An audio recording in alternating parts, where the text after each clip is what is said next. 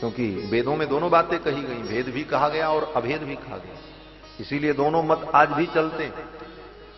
कुछ लोग कहते हैं कि जीव ब्रह्म में कोई भेद नहीं है, और कुछ वैदिक मंत्र ये कहते हैं कि जीव और ब्रह्म में भेद है और दोनों वेद के ही वाक्य हैं। ऐसी स्थिति में क्या निर्णय किया जाए? तो रामानुज स्वामी ने कहा भगवान से ही पूछा जाए। बोले ये पूछ लीजिए कि जीव और ब्रह्म में भेद है कि नहीं, और तीसरा प्रश्न ये पूछ लीजिए कि भगवान की प्राप्ति का, मोक्ष की प्राप्ति का सर्वश्रेष्ठ साधन क्या है, और चौथा प्रश्न भगवान से आप ये पूछ लीजिए कि जो शास्त्रों में ये कहा गया कि अंतिम समय में जो व्यक्ति भगवान का स्मरण करता है उसी को भगवत प्राप्ति होती है, जन्म जन्म मुनि जतन कराही अंतराम कही आवत नाही, तो अंतिम समय में भगवान की स्मृति क्या अनिवार्य है? अगर अंतिम समय में भगवान का स्मरण नहीं हुआ तो क्या उस जीव को भगवान की प्राप्ति नहीं होगी? इसका समाधान मैं चाहता हूं। ये बड़े सब गंभीर प्रश्न थे रामानुज स्वामी, क्योंकि भागवत में भी सुखदेव जी ने कहा जन्म लाभ परः पुंसाम अंते नारायण स्मृति ही, जीवन का परम लाभ यही है कि अंत में भगवान नारायण की स्मृति हो। तो रामानुज स्वामी ने कहा कि यह भी आप भगवान से पूछ लीजिए कि चरम स्मृतिम च हित्वा, अंतिम समय में भगवान का स्मरण हो तब तो ठीक है, अगर नहीं हुआ तो क्या उसे गति नहीं मिलेगी? और एक प्रश्न ये पूछ लीजिए कि मैं किस महापुरुष की शरणागति करूं? मैं यामुनाचार्य जी की शरणागति करके उनसे मंत्र दीक्षा प्राप्त करना चाहता था, लेकिन उनका तो परम पद हो गया। अब मुझसे समझ में नहीं आ रहा है कि किस महापुरुष के चरण में जाकर मैं वैष्णव दीक्षा ग्रहण करूं। तो भगवान ही मुझे बतावें कि मैं किस महापुरुष का समाश्रयण करूं। इन प्रश्नों का हमें उत्तर चाहिए। तो कांची पूर्ण स्वामी ने जाकर के भगवान से पूछा, श्री वरदराज भगवान से पूछा, तो वरदराज भगवान ने इन सारे प्रश्नों का उत्तर कांची पूर्ण स्वामी को दिया। क्या उत्तर दिया? बोले तद्भावोत्तरमिदम अस्त्यहम तत्वम। पहले प्रश्न का उत्तर देते हुए वरदराज भगवान ने कहा कि रामानुज स्वामी ने जो पूछा है कि परम तत्व क्या है, बोले अहम तत्वम। भगवान ने कहा मैं ही परम तत्व हूं, और वास्तव में परब्रह्म परमात्मा परम तत्व तो भगवान है, बाकी जितने हैं बोले सब देवता हैं। देवता और परमात्मा में अंतर है, देवता उनके परिकर हैं और भगवान परब्रह्म परमात्मा सर्वनियंता जगदाधार है। भगवान ही परम तत्व है। इसीलिए गीता में भी भगवान ने स्पष्ट कह दिया कि मत्तः परतरम नान्यत् किंचिदस्ति धनंजय। अर्जुन को उपदेश करते हुए भगवान ने गीता में कहा कि मुझसे परे कोई तत्व नहीं है, मैं ही परम तत्व हूं। मत्तः परतरम नान्यत्।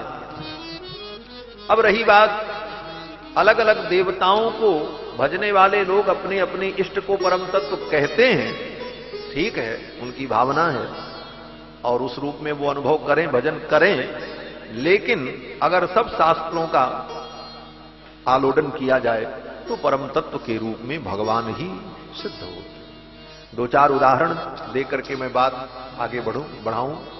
एक उदाहरण तो यही समझ लो कि भगवान परम तत्व इसलिए भी हैं कि वेद भगवान का ही परम तत्व के रूप में प्रतिपादन करता है। वेद से बड़ा कोई प्रमाण नहीं। कहां पर? बोले वेदों में पुरुष सूक्त में परम तत्व का वर्णन किया गया, जिस पुरुष सूक्त का हर ब्राह्मण प्रतिदिन पाठ करता है। सहस्र शीर्षा पुरुष सहस्राक्ष सहस्रपाद। उस पुरुष सूक्त में सबसे अंत में आकर के यही कहा वेदों ने कि श्रीश्चते लक्ष्मीश्च पत्न्यावहो रात्रे पार्श्वे नक्षत्राणि रूपमस्विनौ। श्री और लक्ष्मी जिनकी पत्नी है, श्री देवी भूदेवी जिनकी पत्नी है, ऐसे भगवान नारायण ही परम तत्व है। ये तो वेद की बात है। उसके बाद वेद में जितने मंत्र हैं, उन मंत्रों का उच्चारण जब किया जाता है तो भले वो किसी देवता का मंत्र क्यों न हो, लेकिन उस मंत्र के प्रारंभ में भगवान का ही नाम लिया जाता है। आप गणेश जी का मंत्र पढ़ो गणानान्त्वा गणपति गुं हवा महे। लेकिन मंत्र तो गणेश जी का पढ़ा जाएगा, लेकिन सबसे पहले नाम भगवान का लिया जाएगा। हरि ही ओम गणानान्त्वा गणपति गुं हवा महे। हरि ही ओम, पहले हरि का नाम लिया। देवी का भी मंत्र पढ़ो तो हरि ही ओम अंबे अंबिकेम्बालिके नमानयति कश्चन सत्यस्वकः सुभद्रिकां कां पीलवासिनीम्। देवी का भी मंत्र पढ़ो तो पहले भगवान हरि का नाम लेना। रुद्र का भी मंत्र पढ़ो तो हरि ही ओम नमस्ते रुद्रमन्यव उतोतैखवे नमः बाहुभ्यामुतते नमः। तो किसी भी देवता का मंत्र पढ़ने के पहले हरि ही ओम भगवान हरि का ही उच्चारण किया जाता है, क्योंकि भगवान हरि ही परम तत्व है। इतना ही नहीं, किसी भी देवता का आप पूजन करने बैठो तो सबसे पहले आचमन करना होता है, और आचमन करेंगे तो भगवान का ही नाम लेंगे। केशवाय नमः, नारायणाय नमः, माधवाय नमः, क्योंकि भगवान ही परम तत्व। ये सारे संकेत हैं परम तत्व का निर्णय करने के। इतना ही नहीं, आप संकल्प करने चलो किसी पूजा का तो सबसे पहले भगवान का ही नाम लेते हैं। हरि ही ओम तत्सत, हरि ही ओम तत्सत, हरि ही ओम तत्सत। विष्णुर्विष्णुर्विष्णु श्रीमद्भगवतो महापुरुषस्य विष्णोराज्ञया प्रवर्तमानस्य। ये संपूर्ण सृष्टि किसके द्वारा प्रवर्तित है? भगवान विष्णु के द्वारा, हरि के द्वारा प्रवर्तित है, क्योंकि भगवान हरि ही परम तत्व हैं। तो वेद पुराण शास्त्र स्मृति सारे धर्म ग्रंथ एक स्वर से भगवान नारायण के परत्व का प्रतिपादन करते हैं। भगवान नारायण ही परम तत्व हैं, और वही भगवान नारायण रामकृष्ण नरसिंह के रूप में प्रकट होते हैं। इसीलिए रामकृष्ण नरसिंह और नारायण में कोई अंतर नहीं है। तो भगवान ही परम तत्व है। भगवान ने कहा अहम तत्वम, मैं ही परम तत्व हूं, ये उत्तर दे दिया। और जीव ब्रह्म में भेद है तो भगवान ने कहा हां सद्वैतम मतमपि साधनम प्रपत्ति ही। भगवान ने कहा जीव में और ब्रह्म में भेद है, भगवान ने स्वीकार किया। भगवान ने निर्णय कर दिया, कांची वरदराज भगवान ने, कि जीव और ब्रह्म में भेद है, अभेद नहीं है। जीव भिन्न है, ब्रह्म भिन्न है। जीव कभी ब्रह्म नहीं हो सकता, कदापि नहीं हो सकता। गोस्वामी तुलसीदास जी महाराज भी कहते हैं कि माया बस परिच्छिन्न जड़, जीव की ईश समान। जीव कभी ईश के समान नहीं हो सकता, जीव कभी ईश हो ही नहीं सकता। और वेदांत में भी वर्णन तो किया गया कि जब जीव मुक्त होता है तो मुक्त होने के बाद वो भगवान के समान तो हो जाता है। ब्रह्मविद ब्रह्मैव भवति, ब्रह्मविद ब्रह्म को जानने वाला ब्रह्मैव भवति, ब्रह्म के समान हो जाता है। लेकिन ब्रह्म नहीं हो जाता, ब्रह्म के समान हो जाता, ब्रह्म नहीं होता। कैसे? बोले जैसे भगवान चतुर्भुज हैं, शंख चक्र गदा पद्म धारण करते हैं, पीतांबर पहनते हैं, वैसे वो जीव भी मुक्त होकर के उसी रूप में हो जाता है, लेकिन वो भगवान नहीं हो जाता, अंतर बना रहता है। वैकुंठ में जितने जीव पार्षद हैं जो मुक्त हैं, नित्य मुक्त, वो सब चतुर्भुज ही रहते हैं और सब भगवान जैसे ही दिखते हैं। हाँ, सबकी नाक आंख कान स्वरूप सब भगवान जैसा। जो मुक्त होकर वैकुंठ गया सब भगवत स्वरूप हो जाते हैं। बोले महाराज तब तो बड़ी समस्या होती होगी। बोले क्या समस्या? बोले असली भगवान कौन है कैसे जाने? बोले उसका भी वो होता है चिन्ह। क्या चिन्ह है? बोले भगवान के समान जीव मुक्त होकर के हो तो जाते हैं, लेकिन कुछ अंतर रहता। बोले क्या अंतर? बोले जो शेष की सैया है भगवान की, जो भगवान का दिव्य शेषासन सिंहासन है, उस सिंहासन पर केवल भगवान ही बैठ सकते हैं, दूसरा कोई नहीं बैठ सकता। और दूसरा प्रमाण, बोले बगल में लक्ष्मी जी भगवान के ही विराजमान होती हैं, दूसरे के बगल में वो विराजमान नहीं हो सकती। तीसरा प्रमाण, बोले कौस्तुभ मणि जो भगवान का नित्य आभूषण है, वो कौस्तुभ मणि केवल भगवान के गले में रहती है और किसी के गले में नहीं रहती। वैकुंठ में रहने वाले सब जीव भगवान के समान दिखते हैं, लेकिन कौस्तुभ मणि तो केवल भगवान के वक्षस्थल पर रहती है। और वो कौस्तुभ मणि भी बड़ी विलक्षण है, उस मणि में छिद्र नहीं है। जैसे कोई भी मणि आपको पहनना हो तो या तो उसमें छिद्र हो, अथवा उसको, उस मणि को, उस रत्न को आप सोना चांदी से मंडित करा करके लाकट जैसा बनाओ, तब गले में पहनो। लेकिन वो भगवान की जो कौस्तुभ मणि है, उसमें न कोई धागा है, न कोई डोरी है, और न किसी माला में पिरोई है। बोले तब वो ऐसी दिव्य मणि है, वो भगवान के वक्षस्थल पर चमकती रहती है। हाँ, वो भार नहीं है कि भगवान उसको गले में धारण करें। भगवान पीतांबर पहनते हैं तो पीतांबर के ऊपर आ जाती है, भगवान पीतांबर हटाते हैं तो वो नीचे चली जाती है। वो सदा भगवान के वक्षस्थल पर देदीप्यमान होती रहती है। ऐसी विलक्षण मणि जो है वो कौस्तुभ मणि, उसका कोई भार नहीं है, और इतना भार उसका है कि उसको कोई उठा भी नहीं सकता, क्योंकि समुद्र मंथन से प्रकट हुई वो मणि। भागवत में कथा है कि जब कौस्तुभ मणि प्रकट हुई तो सब देवता उसको उठाने गए, कोई नहीं उठा पाया, सब थक गए महाराज, थक करके चूर हो गए, कोई उस मणि को उठा नहीं पाए। जब उठा नहीं पाए तो फिर उसको धारण कौन करे?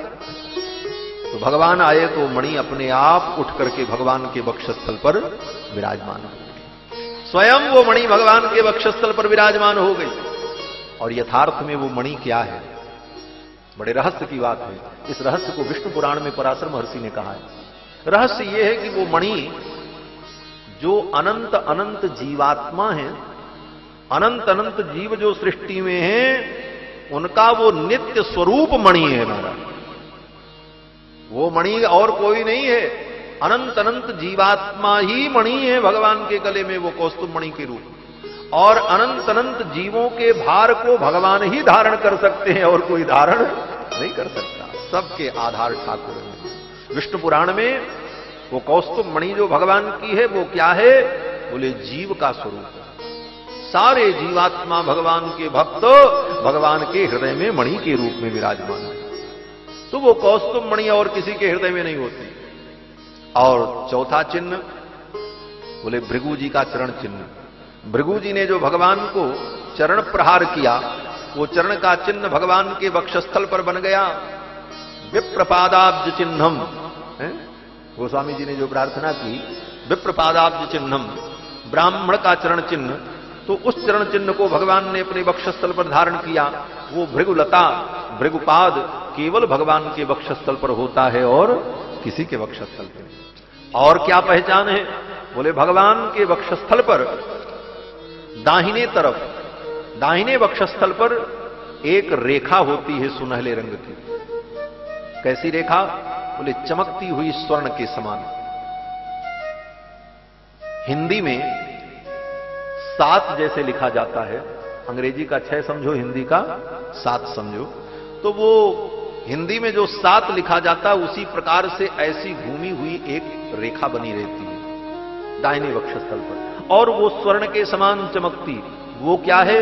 बोले उसको श्रीवत्स चिन्ह कहते हैं। वो श्रीवत्स चिन्ह है। भगवती महालक्ष्मी उस चिन्ह के रूप में भगवान के हृदय में बैठी रहती है। तद वक्षस्थल नित्यवास रसिकाम तच्छांति संवर्धिनी पद्मालंकृत पाणि पल्लव युगाम पद्मासनस्थाम श्रियम वात्सल्यादि गुणोज्ज्वलाम भगवतीम वंदे जगन्मातरम। जगत माता जगत जननी लक्ष्मी एक रूप से भगवान के वक्षस्थल में विराजमान है। तो ये सारे चिन्ह भगवान में दिव्य रूप से विद्यमान रहते हैं। इसीलिए वैकुंठ के जो पार्षद होते हैं उनमें और भगवान में यही अंतर होता है। तो भगवान और जीव दोनों में भेद है। सद्वैतम मतमपि, भगवान कहते हैं जीव कभी ब्रह्म नहीं होता। और वेदांत ब्रह्म सूत्र में भी वेद व्यास जी ने अंत में लिखा कि मुक्त होने के बाद जीव भगवान के समान तो हो जाते हैं, अनावृत्ति शब्दात अनावृत्ति शब्दात, फिर उन्हें संसार में कभी आना नहीं पड़ता। लेकिन भगवान के समान होने पर भी भगवान का जो काम है वो काम जीव नहीं करते। बोले क्या काम? बोले जगत व्यापार वर्जम। वेद व्यास जी सूत्र लिख रहे हैं, जगत व्यापार वर्जम। ये जगत का जो व्यापार है, व्यापार माने कार्य, भगवान जो अनंत अनंत सृष्टि बनाते हैं उसका पालन करते हैं, फिर उसका संहार करते हैं, ये काम वो जीव नहीं कर सकता। मुक्त होकर के वैकुंठ जाएगा, भगवान के समान ही रहेगा, भगवान के समान दिखेगा, लेकिन ये काम वो नहीं कर सकता। ये सोचे कि हम भगवान के समान हो गए, अब हम भी सृष्टि करें, पालन करें, संहार करें, बोले ये कार्य उसका नहीं होता, ये कार्य तो भगवान का ही होता। तो इन सारे कारणों से जीव और ब्रह्म में भेद है। भगवान ने कहा जीव और ब्रह्म में भेद है। और तीसरा प्रश्न, भगवान की प्राप्ति का साधन क्या है? तो भगवान ने स्वयं कहा कि मेरी प्राप्ति का सर्वश्रेष्ठ साधन प्रपत्ति है। सर्वश्रेष्ठ साधन प्रपत्ति है। सर्वधर्मान परित्यज्य सर्व कामाश्च साक्षरान लोक विक्रांत चरणौ शरणम ते ब्रजम विभो। भगवान कहते हैं सब कामनाओं को छोड़ करके जीव मेरी शरणागति कर ले, यही मेरी प्राप्ति का सर्वोत्तम साधन है। ज्ञान भी साधन है, भक्ति भी साधन है, उपासना भी साधन है, कर्म भी साधन है, लेकिन इन साधनों से श्रेष्ठ साधन शरणागति है। शरणागति को ही प्रपत्ति कहते हैं। इसीलिए गीता में भगवान ने अर्जुन को कर्म का उपदेश किया, ज्ञान का उपदेश किया, भक्ति योग बताया। सब बताने के बाद भी अर्जुन का मोह भंग नहीं हुआ। तब अर्जुन ने कहा, महाराज आपने सब तो सुना दिया, लेकिन अभी तक मेरे पल्ले कुछ नहीं पड़ा। मैं क्या करूं, ये निर्णय नहीं कर पा रहा हूं। कौन सा साधन अपनाऊं कि निश्चित रूप से मेरा कल्याण हो, कर्म बंधन से मैं मुक्त हो जाऊं, संसार के इन सारे कर्मों को करते हुए भी कर्म का कोई बंधन न हो। तब भगवान ने कहा, अर्जुन अभी तक तो मैंने तुमको जो बताया वो गोपनीय था, लेकिन अब परम गोपनीय तत्व जो है, परम गोपनीय ज्ञान है, वो मैं तुमको बताने जा रहा हूं। गीता के 18वें अध्याय में भगवान कहते हैं कि गुह्याद गुह्यतमम भूयस शृणुमे परमम वचः। गुह्य से गुह्य तत्व जो है वो मैं तुमको अब बताने जा रहा हूं। गुह्याद गुह्यतमम भूयस शृणुमे परमम वचः। अर्जुन ने कहा, प्रभु वो क्या वचन है आपका? तो भगवान कहते हैं, मन्मना भव मद भक्तो मदयाजी माम नमस्कुरु। अपना मन मेरे में लगा करके मेरा यजन करो और सभी साधनों का भरोसा छोड़ दो। जितने साधन तुम कल्याण के लिए मान रहे हो कि कर्म से, भक्ति से, ज्ञान से, यज्ञ से, तप से, समाधि से तुम मुझे प्राप्त कर लोगे, कर्म बंधन से मुक्त हो जाओगे, उन सारे साधनों का भरोसा छोड़ करके सर्वधर्मान परित्यज्य मामेकम शरणम ब्रज। सब धर्मों को छोड़ करके मात्र मेरी शरण में तुम चले आओ। सर्वधर्मान परित्यज्य मामेकम शरणम ब्रज अहम त्वा सर्व पापेभ्यो मोक्षयिष्यामि मां शुचः। मैं तुमको समस्त पापों से मुक्त कर दूंगा, मां शुचः तुम चिंता मत करो। तुम अपने साधन से स्वयं पाप मुक्त नहीं हो सकते, यही कारण है। भगवान कहते हैं, तुम अगर कोई प्रयास करो कि मैं अपने प्रयास से अपने पापों से मुक्त हो जाऊं, बोले इतना पाप तुमने अनंत अनंत जन्मों में किया है कि तुम उन पापों का स्वयं प्रायश्चित नहीं कर सकते। बोले तब भगवान कहते हैं, ये मेरे ऊपर तुम छोड़ दो, तुम केवल मेरी शरण में आ जाओ, मैं तुम्हारा पाप मिटाऊंगा, तुम नहीं मिटा पाओगे। अहम ता सर्व पापेभ्यो मोक्षयिष्यामि, मैं तुमको समस्त पापों से मुक्त कर दूंगा। बोले ऐसा कैसे हो सकता है? बोले सीधा हिसाब है, किसी व्यक्ति ने बहुत अपराध किया, कहीं भी गया अपराध से मुक्त नहीं हो पाया, साधारण न्यायालय ने उसको सजा सुना दी, हाई कोर्ट में गया, बोले वहां भी उसको मुक्ति नहीं मिली, वहां भी उसकी सजा सिद्ध हो गई, सुप्रीम कोर्ट गया, वहां भी उसकी सजा सिद्ध हो गई। बोले तब, बोले अब कोई साधन नहीं बचा कि वो पाप से मुक्त हो। बोले अब एक ही उपाय है कि राष्ट्रपति के पास चला जाए, वो अपनी याचिका लेकर के कि भाई हमारे ऊपर दया करो, उनकी शरणागति कर ले, तो राष्ट्रपति चाहे तो उसको सब पापों से मुक्त कर सकता है। बोले भाई हम तुमको बरी करते हैं।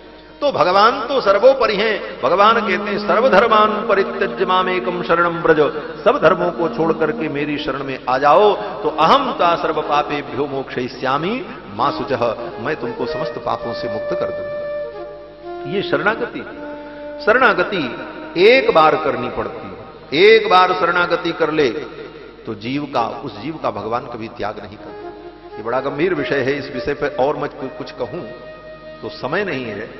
शरणागति, बाकी जितने साधन हैं वो बार बार करने पड़ते हैं। हाँ, कर्म बोले जीवन भर करते रहो तब कर्म से मुक्ति मिलेगी। ज्ञान बोले ज्ञान का बार बार परिमार्जन करते रहो तब वो ज्ञान कल्याण करेगा।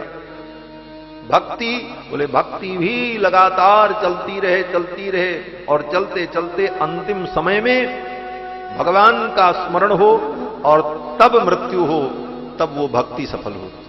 इसीलिए भक्ति में अंतिम स्मृति की आवश्यकता है। लेकिन शरणागति बोले शरणागति में अंतिम स्मृति की आवश्यकता नहीं होती। एक बार जीव ने अगर शरणागति कर ली, ज्ञानात् अथवा ज्ञानात् कृतमात्म निवेदनम, अज्ञानात् अथवा ज्ञानात् कृतमात्म निवेदनम, अज्ञान से अथवा ज्ञान से किसी भी प्रकार से अगर जीव ने एक बार भगवान की शरणागति कर ली तो एक बार की गई प्रपत्ति उसके मोक्ष पर्यंत साधन बनती है। भगवान कहते हैं साधनम प्रपत्ति ही। भगवान ने कांचीपूर्ण स्वामी जी को कहा कि रामानुज स्वामी से कह देना कि मेरी शरणागति ही सबसे बड़ा साधन, इससे बड़ा कोई साधन नहीं है।